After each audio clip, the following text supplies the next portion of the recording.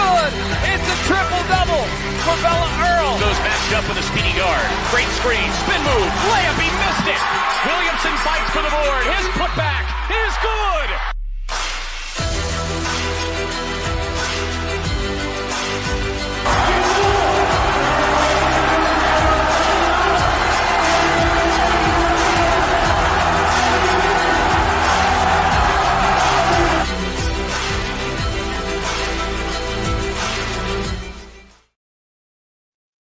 Welcome, everybody, to Straight Out WAC After Hours on this Monday night. I know a lot of you may be watching the FCS championship game going on between Montana State and Illinois State. What did you say it was, 28-28 with like 4 minutes left?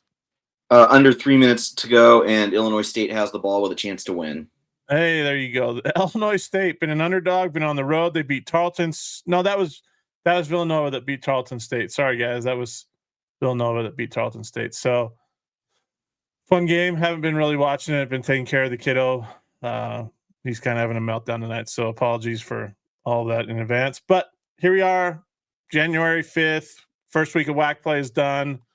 3 games in for most teams. Utah Tech and Southern Utah, I believe, are the only teams that played 2 games last week. Is that ACU. right? ACU. So 3 teams only played 2 games last week. Some wild outcomes. Dior Johnson won the WAC player and newcomer of the week on the men's side. Derryl, who won it on the women's side? CBU's Lauren Olson swept both. With, I don't think that's much of a shock considering the week she had. Right. And Dior Johnson, averaged 35 points in 2 games.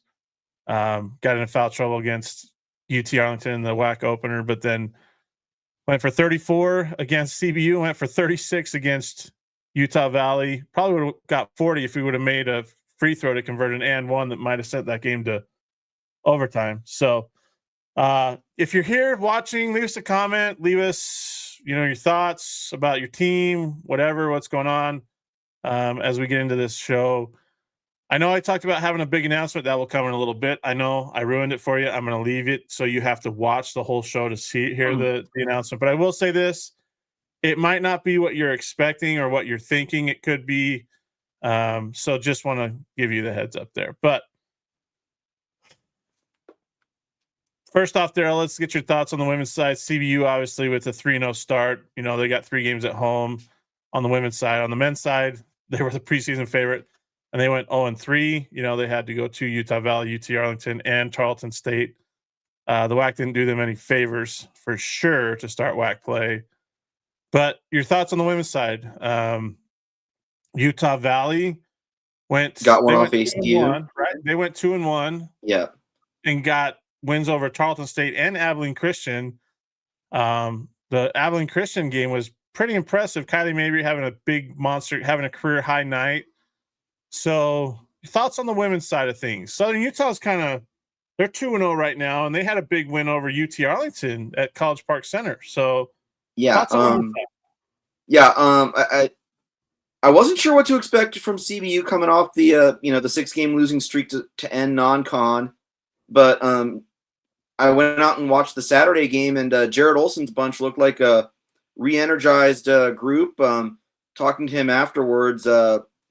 They made a commitment to the defensive end and really worked on the offensive connectivity that had been lacking for much of the year. You talked about that Utah Valley Abilene Christian game. That's a really nice response from Dan Nielsen's group after being beaten by 31 on Monday in Riverside. Fowler Events Center has become a sort of house of horrors for the Wolverines. Last year, they were the victims of the Chloe Lemon 11-point three-point outburst. And then this year, just another hot start by the Lancers, and the Wolverines just couldn't get themselves back into that game. But so to go back home, win 2 straight, and force Tarleton State into 29 turnovers in the process, and one of those, a career-high afternoon from Kylie Mabry on Saturday. I'm actually going to talk to her for a podcast episode that'll drop later in the week. But that's a big response from Dan Nielsen and company. Not sure what to make of ACU dropping that one. The record that I mean, if you look at the numbers from last week, the home teams went 7-2. And most of when I talked to Jared Olson, he said he thought that was probably going to be the trend this year, was home teams doing well each week, if not sweeping each week. Southern Utah, the T-Birds have been it's been really nice to see them, stacking wins together this year and not just the non-D1s. So to see them get off to a 2-0 start after the struggles that, Tracy Mason and Ava Urich and that team have had the last couple of years since winning the NCAA tournament, they're in a great spot right now after a week. They're going to play CBU on Saturday in the AFEC, and that's going to be a telling game for them, because that could be a battle of the undefeateds, assuming Southern Utah gets through Utah Valley and CBU gets through a winless Utah Tech side. Yeah, it's interesting. The home teams won a lot on the women's side because it was pretty even on the men's side. It was a 5-4 ratio, right? Home teams went 5-4 on the men's side. So very interesting. I mean, Jared Olson, they just play a different style that I don't think teams can keep up with, right? And with them being healthy, Grace Schmidt is back. Chloe Lemon, can shoot it. Felipe Barros, excuse me. 3 straight double-doubles last week. Yeah, I mean, that's just so good. Like, they're just so good. So we'll see what they can do on the road. You talked about the ACU Utah Valley game on Saturday. I think when Dan Nielsen's team D's up, they get physical with teams and they just get after you defensively. And I think it can cause frustration with teams. And I think that's what they did with ACU, who loves to score points, right? They like to get up and down the floor. And they're not typically, a very physical team. But, man, Dan Nielsen can coach. It's just they got to find some consistency at Utah Valley throughout that stretch. And it's interesting. I don't know if Jared mentioned this to you, on Saturday when you were there. But after the after the Utah Valley game, Utah Valley versus CBU game on Monday in Orem, Todd Phillips mentioned it's just crazy that we got to play these teams 3 times, right? Like, it's great to get a win here, but like ultimately, you still got to play them 2 more times and possibly a 3rd time, right? So, Brett Tanner, after they beat Utah Valley on Saturday, same thing. It's like, it's a great win. We'll take it. We'll run with it. But like, we still got to play them 3 times or 2 more times, and both times will be in Orem. So it's like, it's hard to. We're a week in, and you would think that like we're looking at these 3 games that teams played or 2 games and be like, wow, this is monumental that they got off to this start or that start or whatnot. But first off, we still got 15 games to go in conference play, and you're not playing 7 or 8 different teams. You're playing the same team 3 times. So I don't know. Like, I don't know what to make of the first week of conference play, because it's like Utah Valley, we could say, well, that's a good win over Tarleton State at Tarleton State, but they got to go back there on January 29th. So can they do the same thing, right? Or Abilene Christian, they get blasted by Utah Tech at home, and then they blast Utah Valley, 2 days later. Like, it's so hard to figure it out when ultimately, while everybody, wants to win a WAC regular season title, ultimately it's going to come down, and this is the craziest part of it, it's going to come down to that 4th time that you play somebody, right? Like that's crazy. Yeah. I mean, all the coach, I think everyone's talked about it all summer. The regular season pennant, right, is nice, but unfortunately that's not how the NCAA divvies out tournament spots. For 1-bid leagues, it's 4 days in wherever your tournament is. 3 or 4 days determines your fate, whether you're, NCAA tournament, WBIT, WNIT, WBI, assuming they have the WBI this year, I don't know. Or on the men's side, vice versa. Although I don't think the men have an equivalent to the WBIT. Yeah, I mean, I think they've done away with it, really. I mean, they have the CB.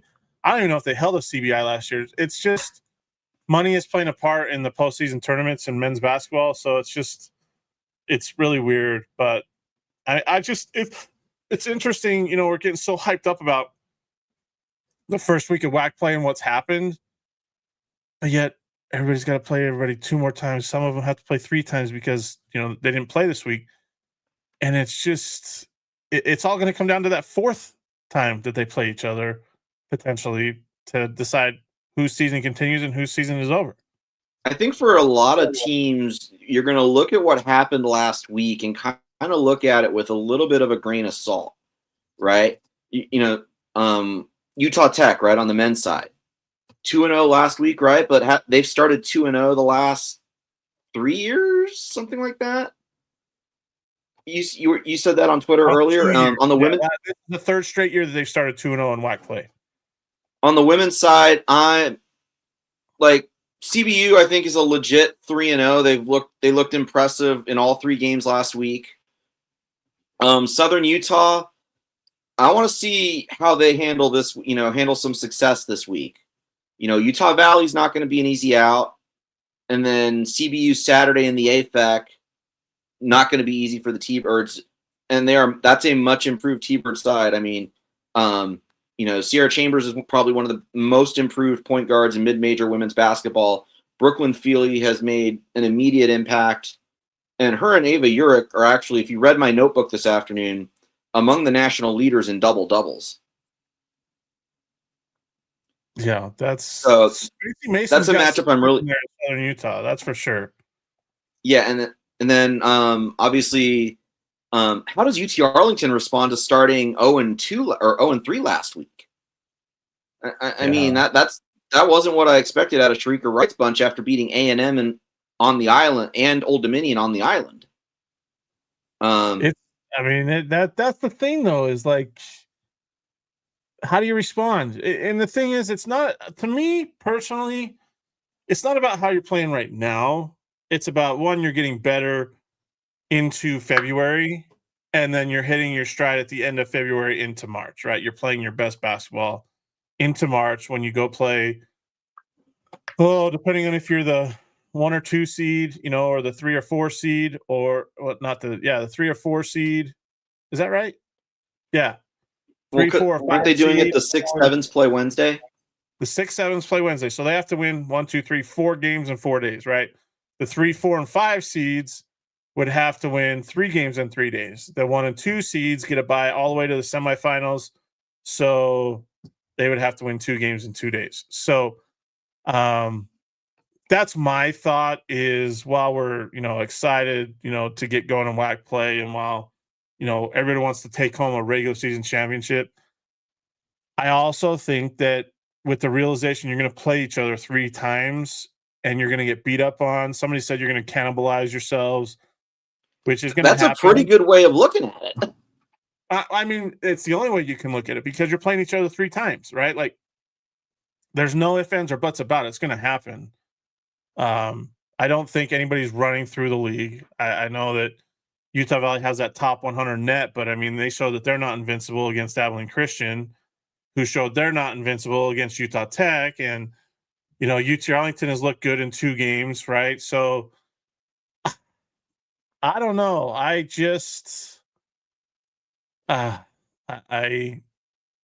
put in my power rankings this morning. Like, I have Utah Tech simply because they're undefeated, right? And they beat Abilene Christian, who obliterated Utah Valley, right? So put them at 1, and then 2 through 5, it's like, who do I put here? Like, how do I separate this out? Because Tarleton beat UTA, Utah Valley beat Tarleton, Tarleton beat CBU, Utah Valley beat CBU, UT Arlington beat CBU, Tarleton beat UTA, ACU lost to Utah Tech, but they beat Utah Valley. Like, how do you go through and determine all that?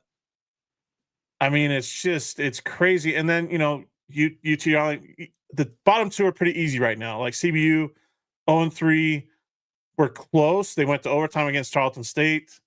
They didn't score a point for almost 8 I want to say, for almost 6.5 minutes against Utah Valley in that game, late. Same thing happened at UT Arlington. So, they get a couple home games this week, and I think they're gonna win both, but that's just me. I think Utah this is a must-win home. The Lancers have to come out. Rick Croy's bunch have to come out with 2 wins this week to have any shot of a regular season title. Yeah. It's not going to go to 4 or 5. Right. If they can stop it at 3 for a while, they'll have a shot at it. Yeah. But in terms of the regular season race, it's almost like a must-win week for the Lancers. Like, let's be real in terms of regular season title hopes. Like, you have to win on your home floor, because if you don't, then you're kind of getting way behind the 8 ball, even though you already are behind the 8 ball. Well, at 0-5, if they don't win 2 this week, they should almost pencil themselves in for Wednesday afternoon at 4 in New Orleans. So they have to go to Utah Valley twice. Yeah. It's Utah Valley twice. I'm looking at the schedule. They have to go to Arlington twice, and they'll get Tarleton twice in Riverside. That's because Jared Olson's bunch is flying to Stephenville twice. They have to go to Southern Utah twice. So it's somewhat favorable, right? Except for the Utah Valley going there twice and going to UT Arlington twice. Other than that, like, the schedule's pretty favorable for them. They get Tarleton twice. They get Abilene Christian twice. They get Utah Tech twice. So you got to make the most of this weekend when you're at home for 2 games. Then you go on the road for 1 to ACU on January 15th. Then you have 6 days off before you get Utah Tech and Utah Valley on that Thursday. They're playing on a Wednesday on January 21st against Utah Tech for the second time. So second time in 2 weeks that they'll play. Is that less than 2? Yeah, that's 2 weeks. Second time in 2 weeks they would host Utah Tech. That's crazy. It'll be interesting, man. It'll be very interesting. Rob, surprised by the Utah Valley loss at ACU after being win on the road against Tarleton State. That's a tough trip to go 2-0 on. Here's the thing, okay? Let me spell this out. This is my theory. I got a couple of theories on this. First off, I don't think ACU was ready to play against Utah Tech, first off, on January 1st. Like, I think that they thought they were just going to step in and they were going to roll over, Utah Tech because, well, it's Utah Tech, who hasn't been great in the WAC since joining the WAC. So they'd overlook them. Plus, they were looking ahead to playing Utah Valley on Saturday, because that's the bigger game, right? In their eyes. So they're looking past them, and that you can't do that. Plus a 20-0 run, I think, for Utah Tech in the middle of that first half. Like, it's just. Second off, I don't think Utah Valley was ready to play ACU after beating Tarleton State 2 days before. I think they thought, well, Utah Tech rolled over ACU, so we're just going to show up and we're going to roll over ACU. And even though they got out to a good start, they kind of went out like cold. There was a timeout that Brett Tanner called, and then it was like a 9 or 10-0 run for ACU, and they never looked back. I think ACU was pissed, and I think they just took it out on Utah Valley that day. And, after playing a near overtime ball game, which was a barn burner up and down the floor at Tarleton State, maybe Utah Valley didn't have any legs either. So it was like the perfect storm for Utah Valley and for ACU to pull off that win against Utah Valley on Saturday. Plus, I'll be honest, I picked ACU to win the league because of all that they had coming back. So while it surprised me the final score, it didn't surprise me that they won the ball game because, well, here's the other kicker, Derryl. Utah Valley had won 6 straight games against ACU in the WAC. The last time ACU beat Utah Valley was in the 2022 WAC tournament, right? The quarterfinals.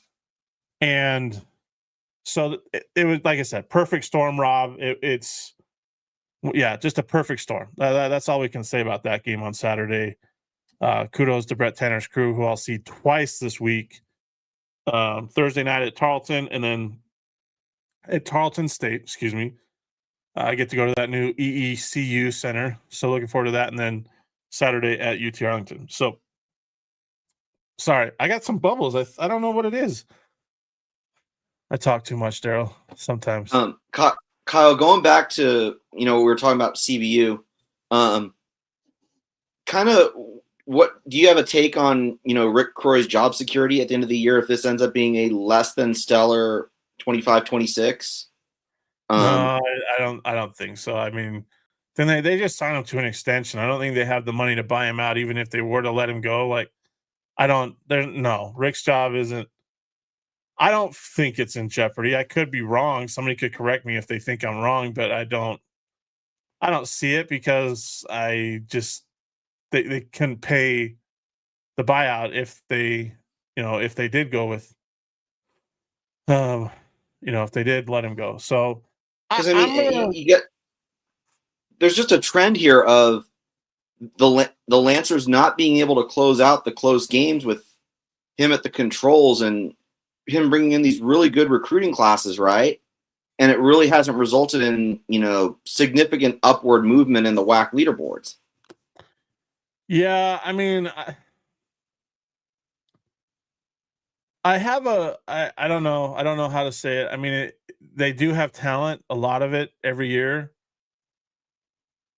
I kind of hype them up a lot every year, and it kind of just, I don't know. I don't know what the issue is. That's the thing. It's kind of mind-boggling, to be honest. Like, they're in the ball game, then late they're not. Then they're in the ball game, then late they're not. Like, Tarleton was the game at Tarleton State on Saturday is a little different. People will say, well, that's just the way the game is played. When a team shoots 20, what they made 29 free throws. Tarleton did 29 of 39 and won by, what was it, 5? 5, yeah. 5 in OT. Yeah, 5 in OT. They made more free throws than CBU actually shot in the game. And that's where you kind of scratch your head, like, how does that happen considering the way that Tarleton State plays the game, right? Like, how do you do that? So, I don't know. I think, you got to figure it out at home. This is a good week to try and figure that out. Like, no offense to Utah Tech, who I think is a better team than they were last year. With Ethan Potter, Chance Trujillo, and those others, but they also suffered a loss with Madiba Awana, whose status is up in the air right now with a leg injury. So we'll see what happens there. But I mean, you got to win at home. Like, there's no ifs, ands, or buts. You have to win at Fowler Event Center. And my thought is, and this is, I don't get paid the big bucks to coach, but don't take your foot off the pedal and say, oh, we got to work the shot clock and we got to eat up, clock. Let your guys go. Like, let them play. Let them get after it and keep that foot to the pedal. I think sometimes coaches get caught up in time and sports situations. If that's not your game, that's not your style. Like, go. Let Dom Daniels beat guys off the dribble. Let him make a play. Let Martell loose. Let just get going. I at least that's my thought. I'm not trying to coach. It's like I said, I don't get paid the big bucks, but there's a time and a place to slow it down. With 7 or 8 minutes, that's not the time and the place. It's not that place. Keep going, right? Like, keep going and pushing tempo. Sometimes you got to score 85 to win a game, and you got to give up 79. Like that. That just happens. But play to your strength. Don't play to the to thinking that this is how we got to go about. Like, play to your strength. And sometimes watching teams play, they think they're half court teams, and they're not. They're not good at all in the half court. Dribble. Somebody sets a late screen late in the shot clock. Then they, just running, get up and down the floor. Like, get out and go. Like, let somebody attack and find an open guy. And I should have been a basketball coach, Derryl. I'm like, to me, I'm thinking like Coach Carter in that first game that he coached when he took over at Richmond, right? I just want you to run. I don't care what offense you do. I want you to run, run, get up and down the floor, run, and wear that other team down because you're getting up and down the floor, right? And it worked because the guy missed a free throw, and then they won the game on a buzzer beater. So, yeah, I don't know. My dad was always one that liked to get up and down the floor and score a lot of points, and so that's my thing. Just let him go. Don't take your foot off the pedal. Just get going, right? If it becomes stagnant, get somebody in there that's not going to dribble. That's going to pass the ball and move the ball and rotate it, and I don't know. Like I said, I don't get paid the big bucks, but maybe that's why Jared wins, because he doesn't take the foot off the pedal. He just keeps his girls going, and they just go. They play their strength, right? That's what they do. They want to get up and down the floor. Yeah. So, yeah. Anyways, we're going to take a 30-second break. We'll come right back, and we'll give our thoughts on this upcoming week. We got 2 games, Thursday and Saturday for the teams that are playing. I don't know who has the byes this week. Let's see. Byes this week are UT Arlington Thursday and Saturday is Tarleton State Saturday. Okay. So we'll come back. We'll talk about the week. Leave us some comments. We'll take a 30-second break and be right back.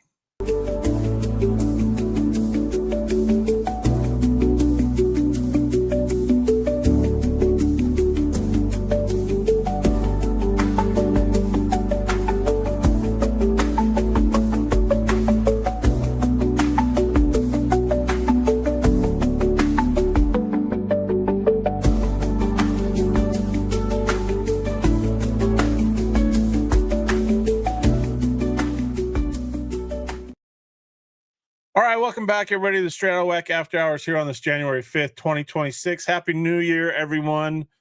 Hopefully it was a safe week. It was an enjoyable holiday, and now we're back at it. Good times. Last week, we've had 3 WAC games for most teams. I believe it was it Utah? Who was it? It was Abilene Christian and Utah Tech that only played 2. Yeah, because they had to buy on Utah Tech had to buy on Saturday, and Abilene Christian had to buy on the 29th, on Monday 29th. Opening night of WAC play. So, anyways, right now standings, as you know, on the men's side, kind of crazy. Utah Tech's 2-0 again, 3rd straight year that the Trailblazers are 2-0 in WAC play. Last year they started off 2-0 in WAC play, then they lost the last 14 WAC games. So. We'll see what they can do. They're at California Baptist on Thursday. They're at Utah Valley on Saturday afternoon at the UCCU Center. Utah Valley, Tarleton State, and UT Arlington are all 2-1. Utah Valley beat CBU in Orem and then beat Tarleton State at the EECU Center. The first official loss, because the TCU game was an exhibition game. First official loss for the Texans at the EECU Center this year. Then Tarleton State beat UT Arlington at College Park Center, lost to Utah Valley, and then beat California Baptist on Saturday. I forgot. Utah Valley got blown out by Abilene Christian on Saturday. So UT Arlington lost to Tarleton State, beat California Baptist, and then beat Southern Utah behind a career high 39 points from, was it 39? Yeah, it was. I got home in time to watch that game from the CBU Tarleton women's game. That was as good a 3-point shooting performance as you will find. Yeah, so let's go back into that. Like, I was there. It was wild. Marcel McCreary just went off. Like, I mean, he had 39 points. He was 12 of 16 from the field. He was 8 of 11 from three-point land. He hit 8 3-pointers. Like, he didn't take 20 shots to get to those 8 made 3-pointers either. He took 11. You talk about your efficiency. Crazy. Yeah. Yeah. Like, holy cow. So, does he show up on the NCAA leaderboard for made 3-pointers per game, or does he not have enough attempts? 4th highest single scoring game by a player at UT Arlington history. So, anyways, back to the standings. Abilene Christians 1-1. They lost to Utah Tech on New Year's Day and then beat Utah Valley on Saturday. California Baptist, obviously 0-3 with losses at Utah Valley, at UT Arlington, and at Tarleton State. And then Southern Utah coming in at 0-2. Southern Utah actually led for a good portion of the game at Utah Tech on was that on December 29th in the WAC or no, on opener. Monday, yeah. Yeah, until Utah Tech finally, took control. But don't know what to make of the T-Birds yet. So very interesting there. We have another comment. Dallas, my good buddy who just became a dad. Dad life is number one. I love it. The baby's beautiful. So fun to watch you and, be the dad that you are. Yeah, so awesome. One of my good buddies. Got to admit, it's a different looking Utah Tech team, though. Yes, there's a little bit more fight there. Like, there's a little bit more, like, I don't know. There's from what we've seen. But with that being said, Southern Utah is at the bottom of the barrel in the WAC this year. Okay. And you caught Abilene Christian napping, which, that's a good win. Go into Abilene and win by double digits and lead for the majority of the game, right? Go to California Baptist, go to Utah Valley, come out with wins. Then I'll be on the Trailblazer bandwagon. They got to get past this 2-0 thing, Derryl. Like, they have to get past this 2-0 thing because, or even if you're Utah Tech on the men's side and you split this week, I think if you're John Judkins, you take that. Okay, so here's the question then: who do they split with? Where do they get the win? What's the trip? It's at CBU, at UVU. At CBU, then at UVU. So I'm going to share you the history real quick. I'm going to share the history here between Utah Tech and California Baptist over the last couple of years. So they played 3 times last year, okay? No, they played twice last year. CBU won both. They won 86-83 in Riverside. Then they won 61-57 in St. George. 2023-24, Utah Tech won both games. They won 72-69 in Riverside and then 85-78 in St. George. In 2022-23, they played one time with CBU winning by double digits. Then in 2021-22, on those back-to-backs, Utah Tech beat them in the first game, 79-76, in a thriller, if you remember. And then in the one in St. George, those weren't the back-to-backs. That's 2021-22. 2020-21 was the back-to-back. Yeah, so this CBU won 71-61 in that second one in 2021-22. So these games have been entertaining between these two teams. So it sounds like 5 out of the last 7 games have been decided by 10 points or less or something on that order. Yeah, so 1, 2, 3, 4. Yeah, 4 of the last 5. The last 4 games they played have been single digits. Yep. 7 was the biggest margin of victory. That was 23-24 in St. George for Utah Tech. Yeah. So where do they get the win? Like I said, at 2-0, if you're Judkins, you take the split and you run. I just don't know where you get the split. I mean, that could very easily be an 0-2 week. Well, if I had to guess, it's probably going to be them beating CBU and Riverside. Although that is not a team you would want to play at home, coming off an 0-3 week. Yeah. So there's that, and then you get a Utah Valley team that will be, I don't know how it's going to go against Southern Utah. Southern Utah looked decent for stretches on Saturday night against UTA, and then the wheels kind of came off to start the second half, right? Utah Valley's riding a 19-game home winning streak at the UCCU dating back to last year, okay, where they were 12-0. They're 7-0 right now. If Utah Valley wins, beats Southern Utah on Thursday, that's 20 games straight that they've won at home. How motivating would it be for Utah Tech to come off a CBU win and then snap a 20-game home winning streak against their in-state rival in the last time that they play in the UCCU Center, at least for the foreseeable future, because both are going into different conferences? That's true, and that's the first edition of the Old Hammer rivalry this year, right? Yep. So there's so a the lot last here two would for be in Utah St. Tech. George. Yeah, there's a lot here for Utah Tech. So, but here's the kicker. Okay, let's say that they go to CBU and they see CBU's 0-3. We're going to go in there. We're going to roll because we went and beat Abilene Christian.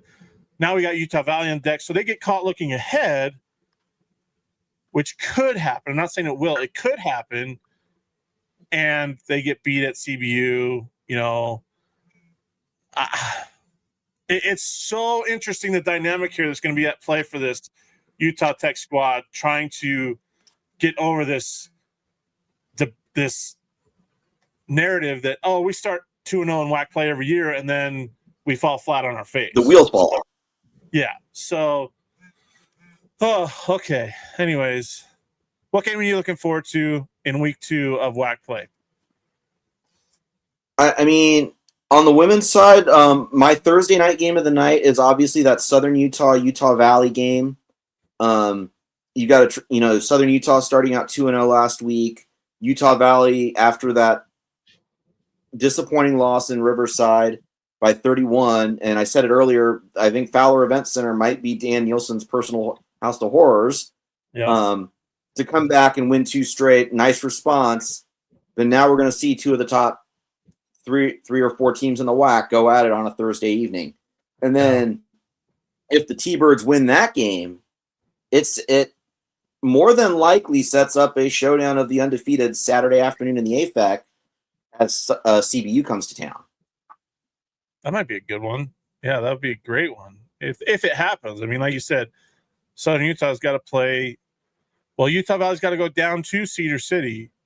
Dan Nielsen's got to take his crew down there. So that'll be interesting, what happens there. Because they're 2 teams that like to play half court and like to be physical and kind of get after things defensively. So that'll be a grind out game, I think. Who's going to grind? I think it'll end up being a slower paced game. I know Tracy Mason's wanted to get up and down this year, and you've seen that as you watch their tape. Is Sierra Chambers at the point guard spot likes to play a lot faster than the point guards of the past, and they have the group to do it. Ava Urick can run the floor in transition.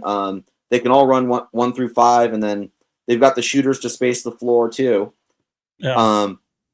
You just wonder how Amanda Barcelo and Kylie Mabry are going to come off of 23-point games, go on the road and follow it up. The saying in golf, right? The hardest thing to do after shooting a low round is follow it up with another low round. How do they follow up? How do they follow up 23-point performances? Against the preseason conference favorite in another big early season test. Right. Yeah, those are great games to think about. I'm looking forward to that ACU at Tarleton State game on Thursday night that I'll be at. The rivals, they've been talking smack back and forth since football season, and they've had some classics, right, over the last couple of years. And that and the students are getting back on campus. Thursday is kind of when the dorms open up, I guess. And I think I saw they're opening the dorms early for the Tarleton student body. Yeah, President Hurley tweeted out about that. So that'll be interesting to see what kind of crowd they get that night for that ball game. Like I said, they've played some classics. Tarleton's playing great. Speaking of Tarleton, Rob just asked a question. How good do you think Dior Johnson is? Is anyone in the WAC ever won Player of the Year coming off the bench? I don't know that anybody's won it coming off the bench. Not since I've been here. Been covering the league. Not that I'm aware of. Yeah, he is fantastic, man. I watched him against Utah Valley when they were playing in that game on New Year's Day night. Is that right? Is that the way you say it? New Year's Day night. Anyway, so I mean, there was a moment there that he scored like 14 straight points for the Texans, and nobody could guard him or stop him or anything. He's efficient too. Like, that's what's impressive with him. I think he's shooting like 60% from the field and something like 50% from 3 right now, maybe even more. I haven't checked the stats recently, but he very well could. If Tarleton kind of stays in that top mix for the regular season title, he very well could win WAC Player of the Year coming off the bench. So, at the very least, he'll be the WAC 6-man of the year. Well, I asked KT Turner on Saturday, like, why didn't Dior play on Monday? Because he played like 7 minutes. He's like, he got in foul trouble. He came in and boom, boom. He got 2 quick fouls, and that was it. So, in the time that he's been on the floor in these last 2 games for the Texans, I mean, he scored 70 combined points against Utah Valley and against California Baptist, the top 2 teams in the WAC, right? So, yeah, he's dynamite, Rob. He's really good, and I could see it happening if he continues. I think Billy's got a system where he's bringing Dior Johnson and Cam McDowell off the bench to give that spark, and it's working right now. So I really like to see that. But I think that game, and then Saturday, I think, I'll be at ACU at UT Arlington, but I think that Utah Tech, Utah Valley game is going to be, it's going to be a dynamite game. And, we'll see how the Wolverines respond to a loss, right? They haven't lost very much over the past 4 or 5 weeks. They won 7 straight coming into Saturday. 19 straight home games, obviously. And, we'll see how Utah Tech handles kind of the fact that people are starting to talk about them a little bit more, right? And how they can handle that. So, all right, Derryl, I've talked enough. We've talked enough about WAC Hoops. I want to get, before my camera gets too hot and possibly goes out of whack. So I told everybody that there's a big announcement. And this came about sitting at the Southern Utah UT Arlington game at the AFEC on Saturday night. People have been hitting me up. Are you going to start a Big West Hoops Nation? Are you going to start another, covering this or that or whatnot? The answer is, as soon as the WAC representatives to the NCAA tournament are done, when they lose their NCAA tournament games, or whenever the postseason tournaments outside of the WAC tournament are over, whenever the WAC teams are done, I'm going to step away. It was a matter of, 1, a job promotion, so that's coming. 2, the biggest thing is my kiddo is 8. He'll be turning 9 in March. His birthday is actually March 15th. So Sunday morning after the WAC tournament, I have to hustle home and celebrate his birthday with him. But he's getting into junior jazz, which is a little league basketball that they have here. And he needs his dad a little bit more focus, a little bit more dad time, I guess you could say. And want to spend more time with my wife. So we'll keep the account on Twitter and whatnot, but I will be stepping away from covering college basketball. I've loved every minute of it. Daryl's been wonderful to help. The other guys that have helped, Dallas was, left a comment on here. He helped, early on when he was getting started, when he was still a student at Utah Tech. Shout outs to Tyler Career, Larry Mooney's, who did a lot of content for us. Chelsea Mendelson helped me out for a year on the women's side. Right. And Connor Mullins did a few things. There's a lot of people that I could thank over the time that we've had this WAC Hoops Nation. We're going to continue out throughout this year, throughout the remainder of this season. But it's kind of time, and it's not that I don't want to follow college basketball. It's not that I don't want to write or anything like that. It's just I am going to put my time and energy somewhere a little bit more important right now in my life. Seeing the new dad, my buddy Dallas, and what he's doing with his daughter and his family, even though he's got a lot of responsibilities to handle, it kind of hits home where the important things lie. So it kind of was emotional when I was texting Derryl about this the other night, and texting my wife about it. sitting there next to Josh Sowers, the UTA radio broadcaster, the voice of the Mavs. I just, KT Turner came up and talked with Josh after the game, and then he sat with me. I'm actually maybe going to go get a meal with him this week in Texas, and people were, the Tarleton State SID, when he found out that I might be coming down, he's like, "Are you coming down?" And he's like, "Awesome." When I told him, that's what I'm going to miss is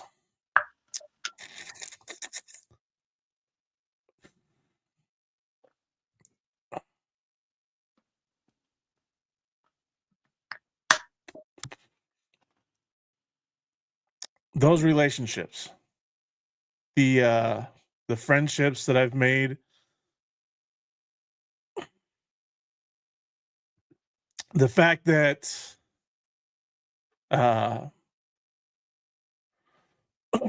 excuse me, where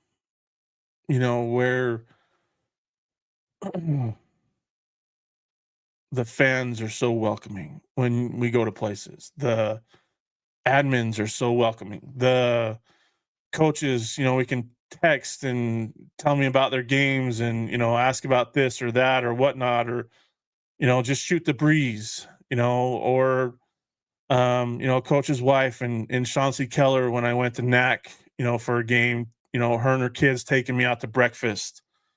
That's what it's been all about to cover this league. I don't know if Derryl knows this. In 2019, when I first started WAC Hoops, it was WAC Hoops Digest at the time. They held WAC Media Days in Denver, right? All the coaches would come to Denver, and they do their interviews and so forth, and their sidebars out.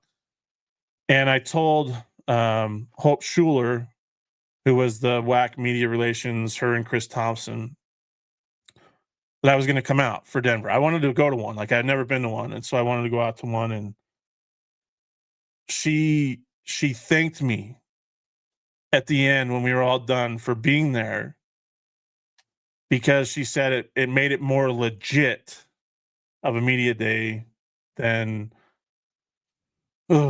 and that's the thing is I'm gonna miss the opportunity to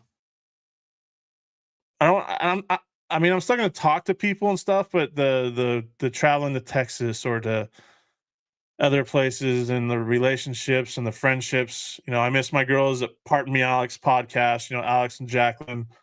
I hit them up all the time. Jason Waters, who has, he's a big Tarleton State fan. I know I'm going to see him this week. He has opened his arms when I've been out there. Grant Boone, the ACU radio guy. We went to a lunch when they were out here to play BYU. Braden Bell, who's now at Arizona State doing big things for, their broadcast and for what's the women's WNBA team down there? What are is it the Mercury? Yeah. He broadcasts some of the Mercury games too. And, he's had me on his radio show. Carlos Zimmerman at Sam Houston, who had me on the radio show. Jonah Goldberg at UTRGV, and the welcome that I got down there when I went for the first time 2 years ago. Their final year in the WAC. I didn't know it at the time, but there was final year at the WAC. Yeah. And, he had me on ESPN Plus, and, it's just, I've loved it. I love every minute of it. It's frustrating that the WAC got to where it is now, Derryl. Like, it's frustrating because this league could have been so good from a basketball standpoint. It was so good, right? 2023, 2021, 22, 22, 23. That league was so good. Like, so good. 2023, 24 was okay. Last year was good again. It just could have been so good. Rob, great work. You've done a lot for the WAC. Have enjoyed following you since Tarleton State joined. Great coverage for all teams. Thanks, man. I appreciate it. That's And like I was telling Clayton Neville, that's what we try to do. We try to give the teams a platform that they may not have locally otherwise, because let's face it, a lot of our teams are, like I was telling Clayton, small media market teams. I mean, technically CBU is considered part of the Los Angeles media market, but great reason. Are they on KCAL? Thanks, Al, and I appreciate that. I figure there were some good reasons. It's not, like I said, it's not because of a lack of love for college basketball or for any of these teams that we've covered for the last, 6-7 years. Not at all, and going to back to Derryl's comment, like, it's honestly true that most of the press conferences at the WAC tournament, it's usually myself. When Derryl was there, it's usually us two in those press conferences only, nobody else, except for maybe admins or SIDs. That's it. I still remember, the shout out that Jared gave us, a couple years ago when they won the WAC, right? And after the SFA, yeah. And he gave us a shout out, and then there's Chris Victor, who's at Seattle U, after they lost in the WAC tournament last year, came up and gave me a hug and after his presser and said, whenever you want to come to Seattle, let me know and you're welcome here anytime. Right. And that, or having Sharika Wright, smile at me from the podium at Purdue, knowing what I was going to ask her after that emotional game and her return to her stomping grounds, and then the big hug after the press conference. And that's what it's all about, is the relationships, the opportunity to learn more about these coaches, these players, these teams. The fan bases have been fantastic. GCU fans, New Mexico State fans used to give me a hard time all the time about their teams or where I said about their teams. And I loved it. I ate it up, right? I'll still, I'll never forget that sign that one of the GCU fans was holding up that they made outside that said, "There's no WAC Hoops without WAC Hoops Nation." So, like I said, this is not the end for this season. I just wanted to put this announcement out there to let you know there's not going to be a Big West Hoops Nation. There's not going to be a Southland Hoops Nation. There's not going to be, some other kind of Hoops Nation, add-on. It's going to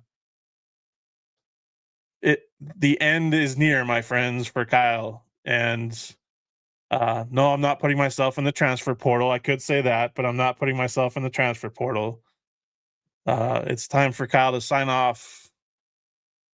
Not for good, but it's time.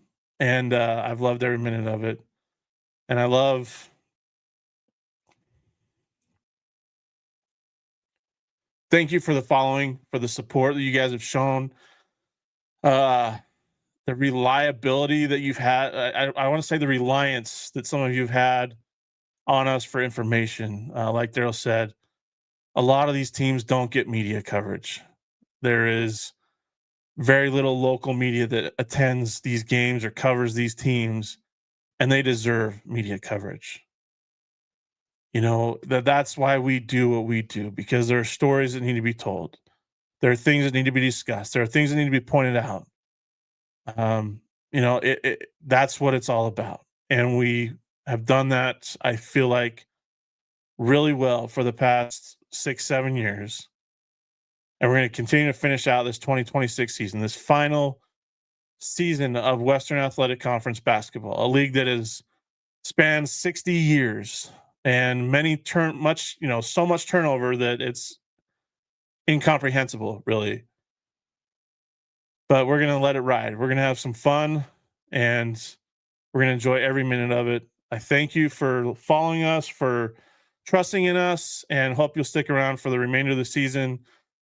And if you're at the EECU Center on Thursday, say hi. If you're at College Park Center on Saturday, say hi. it's always great to meet fans, and maybe we'll have something fun to do in Vegas. I don't know. We'll see. But again, appreciate y'all. Derryl, thanks for sticking Let's just with hope us. I don't get sick covering a high school game this year before Vegas like last year. Yeah, don't get sick, Derryl. So no high school games before then. But again, everybody, we appreciate you. Appreciate you tuning in tonight. And hoping for some fun games. May have a live stream from the EECU Center post game after Tarleton State and Abilene Christian go final. I may take my equipment. We'll see. But if I do, we'll see you on Thursday night on another Straight Outta WAC After Hours. We'll have an update on that as I get ready to get on an airplane on Thursday morning. So everybody, for Derryl, for myself, again, thanks so much for following, for supporting, and for trusting in us as we provide content for the Western Athletic Conference, men's and women's basketball. And we'll see you on the next episode of Straight Outta WAC After Hours. Thanks for listening to the Straight Outta WAC podcast. You can find us on Apple Podcasts, Spotify, and other podcasting platforms. Be sure to subscribe so you never miss an episode. Remember to follow WAC Hoops Nation on all your favorite